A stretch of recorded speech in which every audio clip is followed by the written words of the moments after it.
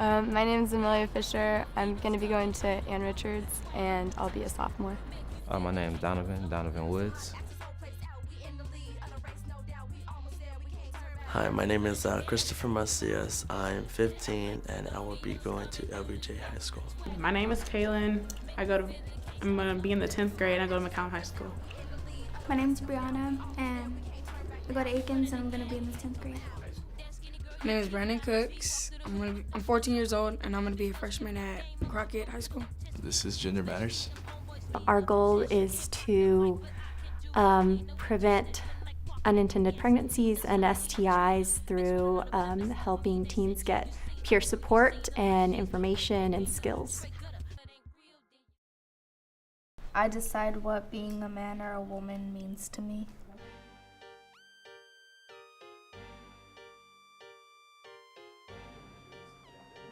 Yeah, so today was day one, session one, and so we spent a lot of time today just really breaking down gender, talking about what is gender, what is biological sex, what is sexual orientation. We did a series of activities to also look at how, what messages do we have about what it means to be a man or a woman. Okay, one of the new messages I like both on the female and male side is that even though females face a lot of pressure, they're aware of it. So now they have an act or they know how to act in those situations. And on the male side, I like how males wanted to be respectful and be responsible and be providers, because there's not a lot of men out there that want to own up to the responsibilities. Like my freshman year, there were no pregnant girls. In my sophomore year, there were like pregnant girls on every hallway, at least 5, every hallway. So I think we should do something about that. Today, the specific focus on our program was to let people know that you don't have to follow what society tells you to do or how society tells you to act. It's all on you. I treat others the way I want to be treated. Today is going to be day 2. This is day 2. So we're going to focus on healthy relationships. They're going to do presentations. They get to pick cards at random and they get to decide if they're going to do role plays, acting, songs, poems, ads, and we mix that with different communication styles or a healthy relationship. So they're going to focus on deal breakers, healthy relationships, assertive communication, and all of that great stuff. Well, one group did a rap. My group, we did a skit, like a freeze frame. Now you know your limit. Make sure that you listen. Let your partner know that you respecting her decision, cause we about it every day, every day, every day. If she doesn't want to do it, then just get up out of the way. Every day, every day. Gotta listen to what she say. If you don't, then they can blow up in your face. Get consent. What's up? What's up? What's up? What's up? What's up? Get consent. What's up? What's up? What's up? Just working with them today alone, I've noticed teens be able to open up and actually have a voice and be able to talk about subjects that are kind of taboo, like sex and consent and saying no. So it's definitely effective. I'm making my own decisions about if and when to have sex. Day 3 of Gender Matters. Day 3. Today is day 3 of Gender Matters. Day 3. Today's main topic would be, sex prevention, babies, and all the steps that happen after you have a child. The last exercise was the gender fishbowl, and that's where men and women sit in like a semicircle. So women sit in a semicircle and men sit behind them, and we asked the young ladies questions about like how they feel about being a young woman and what they expect from men and expect from women, and it was like having a really honest conversation about their gender while the guys are sitting behind them listening. So for the young ladies, it didn't seem to really make a difference that the guys were behind them. They were really independent. They were really strong individuals. They spoke really openly about how they felt. Is there anything else you think is difficult besides just like physical stuff? Like, are you glad? Guys can wear comfortable clothes and all that, and girl, you gotta wear tight clothes, tight shirts and stuff. We don't have to wear that. Yeah. And then we switched, and for the guys, it was kind of different. The guys were really aware that the girls were behind them, and they kind of looked at their answers in that way. They didn't speak as openly, but then eventually they did. And the guys really, I think, cared about how the girls saw them and how the girls viewed their behavior. And they made a lot of really interesting points about how, like, all guys aren't interested in just having sex, and they were kind of tired of people all assuming that teenage guys were all this way. I hate that when they say that all guys are like, I always want to be with every girl. That's not really true. I mean, I don't want to be with every girl. I hate that they just think that we all we want is money, sex, and drugs. And that's not really every guy.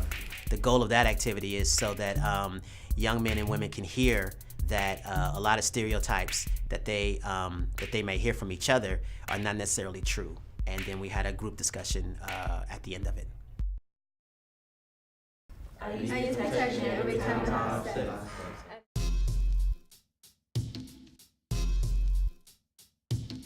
Today is day 4 of Gender Matters. It was about safe sex and how to use condoms. Yeah, definitely an emphasis on condoms. So basically what happened was we had condoms. We talked about negotiating condom use, which is really big. But what you're talking about is the demonstration. So we have 8 steps to using a condom, which sounds sort of excessive. So the kids were like, what? I thought there was only like 1 step or 2 step. But so we have 8 steps, and basically, I don't want to go through all the steps, it's a little too much. But what we did was just had a penis model, we set it in front of them, we let them play with the condoms, put it on their arms, blow it up, just to see how durable condoms really are, how far they can stretch, and to see if it's like a good form of birth control, And we talked about how it's interesting that it's one of the very few male birth controls that males are allowed to go and purchase, put on themselves that they can use. So yeah, we just show them how to use it, pinch the tip, roll it down, make sure it's on there properly, check expiration date, that sort of thing. Basic things to allow them to know how to use a condom, but more importantly, how to use it properly. And then they made us put it like all in our hand, so we proved that it's stretchy enough, so people don't say that they need those Magnum condoms and stuff. These things are strong and heavy duty. You did one. That looks wow. So we want you guys to A, come up with a slogan as a group about wearing a condom, and B, figure out what creative way you're going to showcase it. So just like with yesterday and other days, it can be a rap, a song, a poem, a skit, a poster, whatever you guys want to do to showcase your slogan to the group.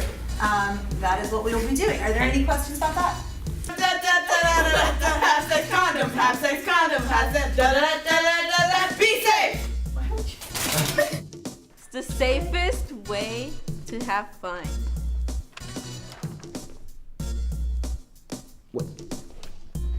Hey, they trying to. Yeah. They want to? Yeah. Hey, you got a condom? You? Come on. Forget it. Hey, stop. Don't be silly. Wrap your willy. Okay, go ahead. Do it again. Let's slogan. What was it? Wrap that before you tap that. It looked like the other group. I know. Yeah, this is we learn more here than in health class. Like I don't know. I feel comfortable here because I don't go to nobody with school over here. And it's like everything is like confidential. It's very confidential in there, so I like that. I go to the clinic to get tested and protected.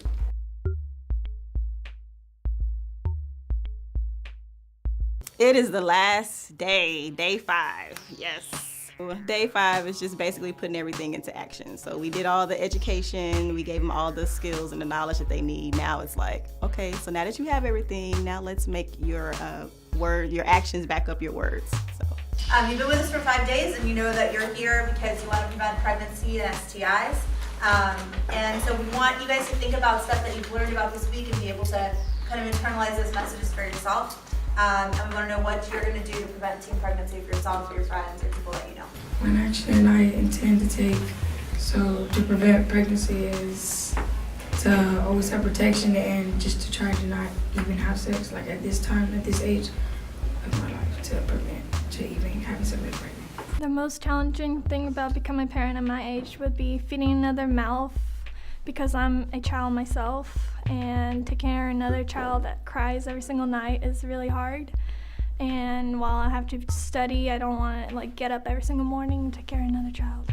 I think they're having this program for kids my age to get more aware about teen pregnancy and how to avoid it so you can live a better life and like happy life so you won't have to any problems when you're young. I took a health class and we didn't learn nothing about this. We just like talked about how to say no and what the sperm does and stuff, but we never did like a condom, condom demonstration and stuff. Just to help you like for the rest of your life, help you with the skills that you'll need.